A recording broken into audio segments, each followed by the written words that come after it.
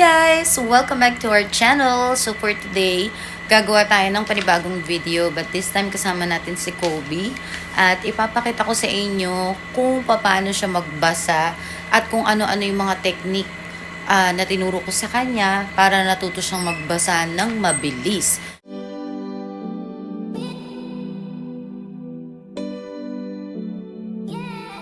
So, para na rin to sa mga mamis na nagtuturo ng reading sa mga anak nila for the first time. Sana makatulong to sa inyo, itong technique na ituturo ko. Kasi, effective siya talaga. Ginawa ko siya kay Kobe and napaka-effective niya. Ang bilis niya natutong magbasa. And for today's video, ipapakita ko sa inyo kung ano-ano yung mga words na alam niya nang basahin. And ito yung pinapabasa ko sa kanya. Papakita ko sa inyo. Punit-punit na siya kasi. Sinulat ko lang talaga siya sa Sinulat ko lang siya sa ganitong paper kasi testing lang kasi puro kami DIY. Hindi ako nakakabili ng mga like printed materials kasi nga dahil sa quarantine. So, sa bahay ko lang siya tinuruan. Nagsulat lang ako ng mga words na tinuro ko sa kanya. And so far, nababasa niya naman na lahat tong mga to. So, later guys, ituturo ko sa inyo kung ano yung technique. Pero panoorin muna natin si Kobe na magbasa. Excited na ako. Kobe! Kobe din! Si Kobe pala guys is 5 years old. So Kobe, say hi! Kobe, say hi! It's cold. Kobe, say hi! Hi. So, today, what are you going to show them? You're gonna show them how you are reading. So, we are going to show our friends, mga kamaks, kung paano magbasa si Kobe. Actually, guys, English speaking si Kobe, pero hindi pa siya masyadong nagtatagalog. May mga alam siyang Tagalog words, pero hindi pa siya nakakapagsalita ng Tagalog. Nakakaintindi siya. Kasi Tagalog kami dito sa bahay, and madalas Tagalog namin siya kausapin para matuto na rin siya. So, pero ang susunod ko naman ituturo sa kanya is Tagalog words naman. Bali, tinuruan ko muna siya ng English and then tuturuan ko siya ng Tagalog. Yes? Yeah. Okay. Si Kobe pala guys is half Australian and he's 5 years old. How old are you? 5. 5 years old. You ready to show them how you read? Yeah. Okay. Good. Bat. Bus. So.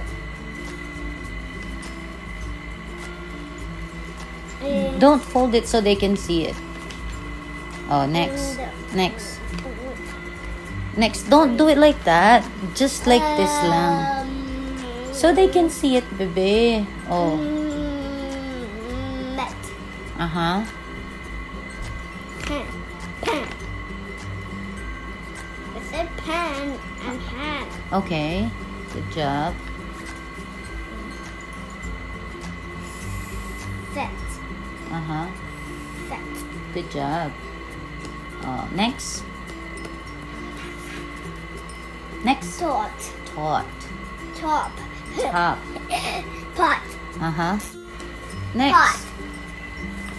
Where can I see? Pot. Pot. Okay. Bit. Mm-hmm. Bit.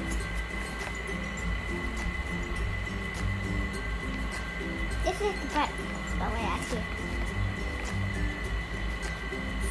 Sit. Mm-hmm. Put. Good job. Next. Put. But. Uh-huh. Good job. Man. Uh-huh. Next. Her. Mm-hmm. His. His. Very good. Him. Him. Very good. Next. Hot. Hot. I mean, we're scrolling downwards to the top ones, but except for this one. Okay, next. And then we're scrolling up, and then we're going down. Okay. Not. Next. Dot. Uh-huh. Next. Can. Good job. Cat. Good job. Cup. Good job. Cut. Good job. Did. Good job. Hid. Good job. Goodies. You're so awesome. I'll go next. Yeah. Next, you put it just here so they can see. Oh, next. Lid. Uh-huh. Sad. Good. Mad. Good. Nod. Good. Nut. Good. Pet. Good.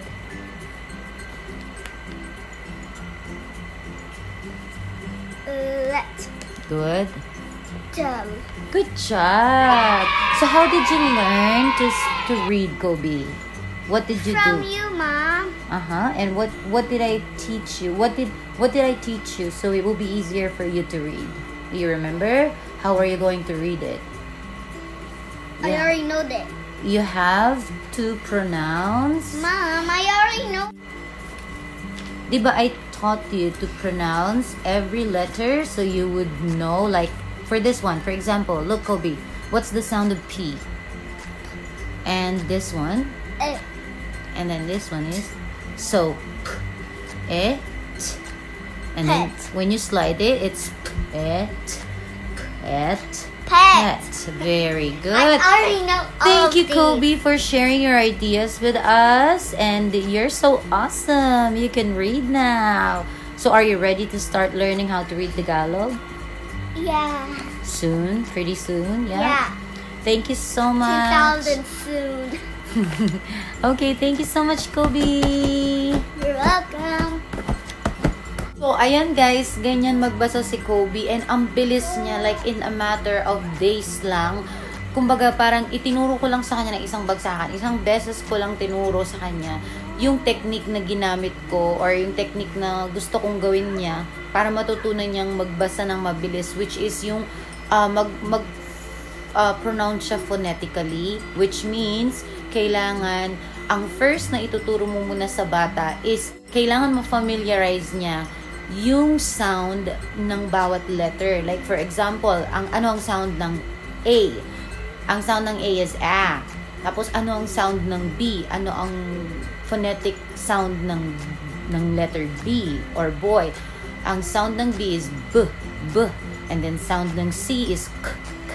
And then D is D, D. And so on and so forth. So ganun ang ginawa ko sa kanya. Since alam niya na, kabisado niya na yung alphabet, tinuruan ko na siya ng sound. Tapos nung nag-introduce na ako sa kanya ng mga words, nag-start kami sa 3-letter words. Actually, nag-start muna kami sa 2-letter word, like yung mga it, at, on, in, yung mga is, yung mga ganyan, nag-start kami sa ganun. And then, nung nag-introduce na ako ng 3-letter word, madali niyang natutunan kasi sabi niya, nung una, ang ginagawa niya is like yung bat, b, a, b, at, b, at, b, at. Eh, hindi niya ma-produce or hindi niya ma-create. Hindi niya masabi yung buong word itself. Talagang syllabicated yung pagbabasa niya. So, sabi ko sa kanya, i-slide mo yung mga sounds per letter like buat, until nakuha niya yung technique. And then, hindi na ako nahirapan sa kanya. Nagbigay ako ng another set ng 3-letter words sa kanya. And, easy peasy. Ang bilis niyang nabasa. Kahit bagong introduce ko pa lang sa kanya yung word, nabasa niya kaagad kasi ginamit niya yung technique na tinuro ko. So, ayan mga mommies, sana itong video na to naka-help sa inyo. Kung yung may mga mommies kasi nahihirapan talagang turuan magbasa ang mga bata, lalo na yung attention level nila. Hindi sila ganun ka-attentive kasi mas more on sila sa paglalaro and everything, mabilis sila ma-distract.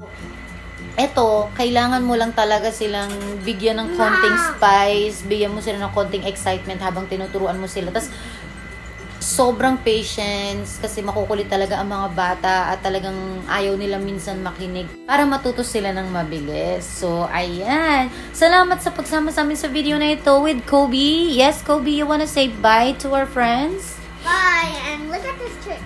When I pull this out, it's not.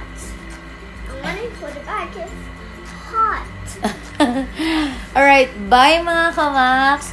See you again soon on our next vlog. Comment down below kung ano pa yung mga gusto nyo itanong sa amin ni Kobe at kung ano-ano yung mga ginagawa namin, and we'll see if we can make another vlog para sa mga activities na ginagawa namin ni Kobe, kasi hindi pa siya talaga nag-i-school. Ngayon ko pa lang siya i-enroll. Hindi siya naka-enroll last year. So, first time ni Kobe mag-i-school this school year. Are you excited to go to school?